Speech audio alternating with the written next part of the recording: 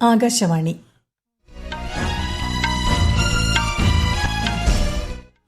നമസ്കാരം. വാർത്തകൾ വായിക്കുന്നത് സുവർണ.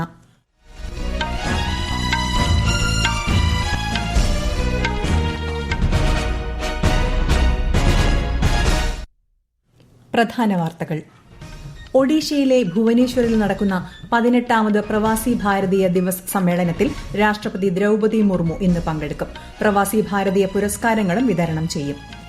ലിംഗസമത്വവും സ്ത്രീ ശാക്തീകരണവും ഇന്ത്യയുടെ വിദേശ നയത്തിലും അന്താരാഷ്ട്ര ബന്ധങ്ങളിലും അവിഭാജ്യ ഘടകമെന്ന് വിദേശകാര്യമന്ത്രി എസ് ജയശങ്കർ. വനിതകളുടെ വികസനം ഉറപ്പുവരുത്തുന്നതിൽ രാജ്യം പ്രതിജ്ഞാബദ്ധമെന്ന് കേന്ദ്രമന്ത്രി. കാലാവസ്ഥാ വ്യതിയാന പ്രതിരോധം, ജൈവ വൈവിധ്യ സംരക്ഷണം എന്നിവ ലക്ഷ്യമിട്ട് കേന്ദ്ര സർക്കാർ നടത്തുന്ന പദ്ധതികൾ ഫലം കാണുന്നതായി കേന്ദ്ര സഹമന്ത്രി എൽ മുരുകൻ. ഡൽഹി നിയമസഭാ തെരഞ്ഞെടുപ്പിനുള്ള വിജ്ഞാപനം പുറപ്പെടുവിച്ചു. 17 വരെ നാമനിർദ്ദേശ പത്രിക സമർപ്പിക്കാം. വോട്ടെടുപ്പ് അടുത്ത മാസം 5-ന്. ഭാവഗാനങ്ങളിലൂടെ ജനമനസ്സുകളിൽ ഇടം പിടിച്ച ഗായകൻ പി ജയചന്ദ്രന് നാടിന്റെ അന്ത്യാഞ്ജലി. അനുശോചിച്ച് പ്രധാനമന്ത്രി. രാജ്കോട്ടിൽ നടക്കുന്ന വനിതാ ഏകദിന ക്രിക്കറ്റിൽ ഇന്ത്യയ്ക്കെതിരെ അയർലൻഡിന്റെ ബാറ്റിംഗ് പുരോഗമിക്കുന്നു. വാർത്തകൾ വിശദമായി. ഒഡീഷയിലെ ഭുവനേശ്വറിൽ നടക്കുന്ന 18ാമത് പ്രവാസി ഭാരതീയ ദിവസ് സമ്മേളനത്തിൽ രാഷ്ട്രപതി ദ്രൌപദി മുർമു ഇന്ന് സംബന്ധിക്കും. വിവിധ മേഖലകളിൽ മികവ് കാട്ടിയവർക്കുള്ള പ്രവാസി ഭാരതീയ പുരസ്കാരങ്ങളും രാഷ്ട്രപതി വിതരണം ചെയ്യും. 3 ദിവസത്തെ സമ്മേളനം ഇന്ന് സമാപിക്കും. ലിംഗസമത്വവും സ്ത്രീ ശാക്തീകരണവും ഇന്ത്യയുടെ വിദേശ നയത്തിലും അന്താരാഷ്ട്ര ബന്ധങ്ങളിലും അവിഭാജ്യ ഘടകമാണെന്ന് വിദേശകാര്യമന്ത്രി എസ് ജയശങ്കർ. ഒഡീഷയിൽ പ്രവാസി ഭാരതീയ ദിവസിന്റെ 4ാമത് പ്ലീനറി സെഷനിൽ അധ്യക്ഷത വഹിച്ച് സംസാരിക്കുകയായിരുന്നു അദ്ദേഹം. സമൂഹത്തിലെ എല്ലാ മേഖലകളിലും വനിതകളുടെ നേതൃത്വത്തിലുള്ള വികസനം ഉറപ്പുവരുത്തുന്നതിൽ രാജ്യം പ്രതിജ്ഞാബദ്ധമാണെന്നും കേന്ദ്രമന്ത്രി പറഞ്ഞു. Under Prime Minister Narendra Modi's leadership, a number of issues pertaining to gender equality, to women development, etc. are very much a part of our international activities and foreign policy as well. In fact, when we chaired the G20, we pushed very strongly for the concept of women-led development and got it accepted in the G20 conceptual framework. Delhi നിയമസഭാ തെരഞ്ഞെടുപ്പിനുള്ള വിജ്ഞാപനം പുറപ്പെടുവിച്ചു. അടുത്ത മാസം 5-നാണ് വോട്ടെടുപ്പ്. വോട്ടെണ്ണൽ 8-ാം തീയതി. ദേശീയ തലസ്ഥാനത്തെ 70 സീറ്റുകളിലേക്ക് ഈ മാസം 17 വരെ നാമനിർദ്ദേശ പത്രിക സമർപ്പിക്കാം. പത്രിക പിൻവലിക്കാനുള്ള അവസാന ദിവസം ഈ മാസം 20-ആണ്.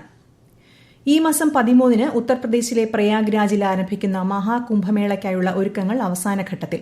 മുഖ്യമന്ത്രി യോഗി ആദിത്യനാഥ് ഇന്നലെ പ്രയാഗ്രാജിലെത്തി തയ്യാറെടുപ്പുകൾ വിലയിരുത്തി. ലോകത്തെ ഏറ്റവും വലിയ ആത്മീയ സാംസ്കാരിക കൂട്ടായ്മയാണ് മഹാകുംഭമേള. കുംഭമേളയോടനുബന്ധിച്ച് വിനോദസഞ്ചാര വകുപ്പിന്റെ 5 ഏക്കറിൽ വ്യാപിച്ചു കിടക്കുന്ന സംസ്ഥാന പവലിയനും മുഖ്യമന്ത്രി യോഗി ആദിത്യനാഥ് ഇന്ന് ഉദ്ഘാടനം ചെയ്യും. 2025-ലെ മഹാകുംഭമേളയോടനുബന്ധിച്ച് ആകാശവാണിയുടെ കുംഭവാണി ചാനൽ പ്രയാഗ്രാജിൽ ഉത്തർപ്രദേശ് മുഖ്യമന്ത്രി യോഗി ആദിത്യനാഥ് ഉദ്ഘാടനം ചെയ്തു. മഹാകുംഭമേള ജാതി മത വർഗ ഭേദങ്ങൾക്കപ്പുറമാണെന്നും അത് ഐക്യത്തിന്റെ സന്ദേശം പകർന്നു നൽകുന്നതാണെന്നും അദ്ദേഹം പറഞ്ഞു. ചടങ്ങിൽ കേന്ദ്ര വാർത്താവിതരണ പ്രക്ഷേപണ സഹമന്ത്രി ഡോക്ടർ എൽ മുരുകൻ വിദൂര ദൃശ്യ സംവിധാനത്തിലൂടെ പങ്കെടുത്തു. കുംഭമേളയുമായി ബന്ധപ്പെട്ട ചടങ്ങുകളും പരിപാടികളും രാവിലെ 5:55 മുതൽ രാത്രി 10:05 വരെ കുംഭവാണിയിലൂടെ അടുത്ത മാസം 26 വരെ പ്രക്ഷേപണം ചെയ്യും. മഹാകുംഭമേളയുടെ കൂടുതൽ ദൃശ്യങ്ങൾ പകർത്തുന്നതിന് ഹെലി ക്യാമുകൾ ഉപയോഗപ്പെടുത്തുമെന്ന് പ്രസാർ ഭാരതി ചെയർമാൻ നവനീത് കുമാർ സഹഗൽ അറിയിച്ചു. കാലാവസ്ഥാ വ്യതിയാന പ്രതിരോധം, ജൈവ വൈവിധ്യ സംരക്ഷണം എന്നിവ ലക്ഷ്യമിട്ട് കേന്ദ്ര സർക്കാർ നടത്തുന്ന വിവിധ പദ്ധതികൾ ഫലം കാണുന്നതായി കേന്ദ്ര വാർത്താവിതരണ പ്രക്ഷേപണ വകുപ്പ് സഹമന്ത്രി എൽ മുരുകൻ. കവി സുഗതകുമാരിയുടേത് പ്രകൃതി സംരക്ഷണത്തിനും സ്ത്രീ ശാക്തീകരണത്തിനുമായി സമർപ്പിച്ച ജീവിതമായിരുന്നുവെന്നും അദ്ദേഹം അനുസ്മരിച്ചു. സുഗത നവതിയുടെ ഭാഗമായി കൊല്ലം Avaneeswaram Padmanabha Pillai memorial vocational higher secondary സ്കൂളിൽ സുഗത സൂക്ഷ്മവനം ഉദ്ഘാടനം ചെയ്യുകയായിരുന്നു ശ്രീ മുരുകൻ. സ്കൂൾ അങ്കണത്തിൽ കേന്ദ്രമന്ത്രി വൃക്ഷത്തൈ നട്ടു. നേരത്തെ കൊല്ലം അമൃത വിശ്വവിദ്യാപീഠം ക്യാമ്പസിലും പരിപാടിയുടെ ഭാഗമായി അദ്ദേഹം വൃക്ഷത്തൈ നട്ടു.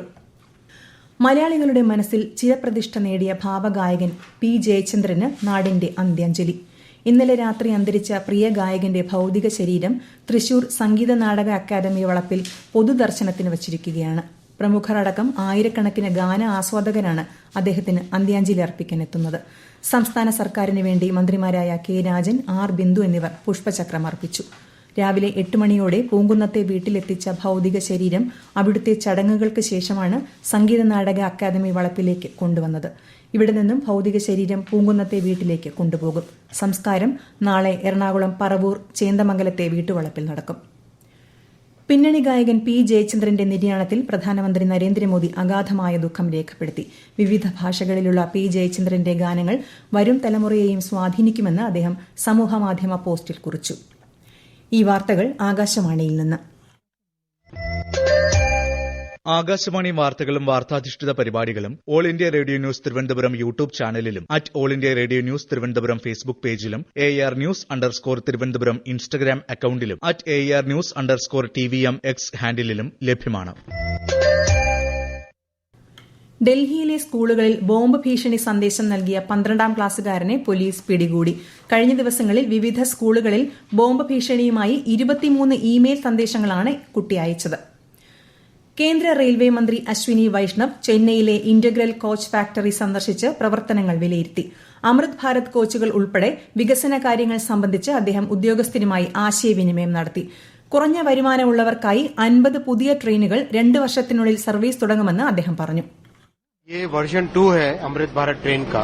पूरी की पूरी अमृत भारत ट्रेन हमारे साधारण नागरिकों के लिए बनाई गई है. जनरल कोच में वही फैसिलिटीज हैं जो फैसिलिटी किसी प्रीमियम ट्रेन में होती है. इसमें कई फीचर्स नए देखेंगे. सीट्स की क्वालिटी देखिए, फैन की क्वालिटी, चार्जिंग पॉइंट, छोटी छोटी चीजों का भी ध्यान रखा गया है. जैसे इसमें ये लंबर सपोर्ट है. വന്ദേ ഭാരത് ട്രെയിനുകളിലെ പുതിയ സൌകര്യങ്ങൾ മന്ത്രി വിലയിരുത്തി. മോഡുലാർ ടോയ്ലറ്റുകൾ, അടിയന്തര സംവിധാനങ്ങൾ, അഗ്നിരക്ഷാ ഉപകരണങ്ങൾ തുടങ്ങിയവ വന്ദേഭാരതിലെ പുതിയ സൌകര്യങ്ങളാണ്. ഇന്ത്യ അയർലൻഡ് വനിതാ ഏകദിന ക്രിക്കറ്റ് പരമ്പരയിലെ ആദ്യ മത്സരം രാജ്കോട്ടിൽ ആരംഭിച്ചു. ടോസ് നേടിയ അയർലൻഡ് ബാറ്റിംഗ് തെരഞ്ഞെടുത്തു. ഒടുവിൽ റിപ്പോർട്ട് കിട്ടുമ്പോൾ അയർലൻഡ് 28 ഓവറിൽ 4 വിക്കറ്റ് നഷ്ടത്തിൽ 119 റൺ എന്ന നിലയിലാണ്. 3 മത്സരങ്ങളുള്ള പരമ്പരയിലെ രണ്ടാമത്തെ മത്സരം ഞായറാഴ്ചയും മൂന്നാമത്തെ മത്സരം ഈ മാസം 15-നുമാണ്. ISL ഫുട്ബോളിൽ ഇന്നത്തെ മത്സരത്തിൽ നോർത്ത് ഈസ്റ്റ് യുണൈറ്റഡ് പഞ്ചാബ് FCയെ നേരിടും. അസം തലസ്ഥാനമായ ഗുവാഹത്തിയിലെ ഇന്ദിരാഗാന്ധി അത്ലറ്റിക് സ്റ്റേഡിയത്തിൽ രാത്രി 7:30-നാണ് മത്സരം. ഇന്നലെ ചെന്നൈയിൽ നടന്ന മത്സരത്തിൽ ചെന്നൈയിൻ FCയും ഒഡീഷ FCയും 2-2 എന്ന സ്കോറിന് സമനിലയിൽ പിരിഞ്ഞു. പുരുഷ വിഭാഗം ഹോക്കി ഇന്ത്യ ലീഗിൽ ഇന്ന് ശ്രജി റാർ ബംഗാൾ ടൈഗേഴ്സ് തമിഴ്നാട് ഡ്രാഗൺസിനെ നേരിടും. ഒഡീഷയിലെ റൂർക്കലയിൽ രാത്രി 8:15-നാണ് മത്സരം. ഇന്നലെ നടന്ന മത്സരത്തിൽ വേദാന്ത കലിംഗ ലാൻസേഴ്സ് ഗോണസിക്കയെ 2-1 എന്ന സ്കോറിന് പരാജയപ്പെടുത്തി. 8ാമത് ഇന്ത്യൻ വനിതാ ഫുട്ബോൾ ലീഗിന് ഇന്ന് കിക്ക് ഓഫ്. ആദ്യ മത്സരത്തിൽ ഉച്ചകഴിഞ്ഞ് 2:30-ന് കൊൽക്കത്തയിൽ ഈസ്റ്റ് ബംഗാൾ FC കർണാടകയെ നേരിടും. രണ്ടാം മത്സരത്തിൽ വൈകിട്ട് 3:30-ന് കോഴിക്കോട് കോർപ്പറേഷൻ സ്റ്റേഡിയത്തിൽ ഗോകുലം കേരള FC നിലവിലെ ചാമ്പ്യന്മാരായ ഒഡീഷ FCയുമായി മത്സരിക്കും. അവസാന സീസണിൽ 1 പോയിന്റ് വ്യത്യാസത്തിലായിരുന്നു ഗോകുലത്തിന് കിരീടം നഷ്ടമായത്. 8 ടീമുകളാണ് വനിതാ ലീഗ് ഫുട്ബോളിൽ മത്സരിക്കുന്നത്. 8 വേദികളിലായി 3 മാസത്തിലധികം നീണ്ടുനിൽക്കുന്ന ടൂർണമെന്റിൽ 56 മത്സരങ്ങളുണ്ടാകും. മതമൈത്രിയുടെ പ്രതീകങ്ങളായി അറിയപ്പെടുന്ന എരുമേലി ചന്ദനക്കുട ഘോഷയാത്ര ഇന്നും അമ്പലപ്പുഴ ആലങ്ങാട് പേട്ടതുള്ളൽ നാളെയും നടക്കും. ഇന്ന് വൈകിട്ട് 4-ന് നൈനാർ മസ്ജിദ് ഓഡിറ്റോറിയത്തിൽ അമ്പലപ്പുഴ ആലങ്ങാട് സംഘങ്ങളുമായി സൌഹൃദ സംഗമം നടക്കും. നൈനാർ പള്ളിയിൽ നിന്ന് ആരംഭിക്കുന്ന ചന്ദനക്കുട ഘോഷയാത്രയ്ക്ക് എരുമേലി ധർമ്മശാസ്ത്ര ക്ഷേത്രത്തിലും പേട്ട ശാസ്താ ക്ഷേത്രത്തിലും സ്വീകരണം നടക്കും. നാളെ ഉച്ചയോടെ അമ്പലപ്പുഴ സംഘത്തിന്റെ പേട്ടതുള്ളൽ തുടങ്ങും. സംഘത്തിന് നൈനാർ മസ്ജിദിൽ മഹൽ മുസ്ലിം ജമാഅത്തിന്റെ നേതൃത്വത്തിൽ സ്വീകരണം നൽകും. അസമിലെ ദിമ ഹസോ ജില്ലയിൽ അനധികൃത ഖനിയിൽ കുടുങ്ങിയവരെ രക്ഷപ്പെടുത്താനുള്ള ശ്രമം തുടർച്ചയായ 5ാം ദിവസവും തുടരുന്നു. തിങ്കളാഴ്ച രാവിലെയാണ് കൽക്കരി ഖനിയിൽ പെട്ടെന്നുണ്ടായ വെള്ളപ്പൊക്കത്തിൽ തൊഴിലാളികൾ കുടുങ്ങിയത്. ഒരു തൊഴിലാളിയുടെ മൃതദേഹം ബുധനാഴ്ച കണ്ടെത്തിയിരുന്നു. 8 തൊഴിലാളികളെ ഇനിയും കണ്ടെത്താനുണ്ട്. കര നാവിക സേനകളും ദേശീയ സംസ്ഥാന ദുരന്ത പ്രതികരണ സേനകളും വിദഗ്ധ സംഘവും രക്ഷാപ്രവർത്തനങ്ങളിൽ പങ്കെടുക്കുന്നുണ്ട്. ഛത്തീസ്ഗഡിലെ മുംഗലിയിൽ ഉരുക്ക് നിർമ്മാണശാലയിലെ ചിമ്മിനി തകർന്ന് നിരവധി പേർ കുടുങ്ങി. ഇന്നലെ നടന്ന അപകടത്തിൽ രക്ഷാപ്രവർത്തനം പുരോഗമിക്കുന്നു. ദേശീയ സംസ്ഥാന ദുരന്ത പ്രതികരണ സേനകൾ രക്ഷാപ്രവർത്തനത്തിൽ പങ്കെടുക്കുന്നുണ്ട്. പ്രധാന വാർത്തകൾ വീണ്ടും. ഒഡീഷയിലെ ഭുവനേശ്വറിൽ നടക്കുന്ന 18ാമത് പ്രവാസി ഭാരതീയ ദിവസ് സമ്മേളനത്തിൽ രാഷ്ട്രപതി ദ്രൌപദി മുർമു ഇന്ന് പങ്കെടുക്കും. പ്രവാസി ഭാരതീയ പുരസ്കാരങ്ങളും വിതരണം ചെയ്യും.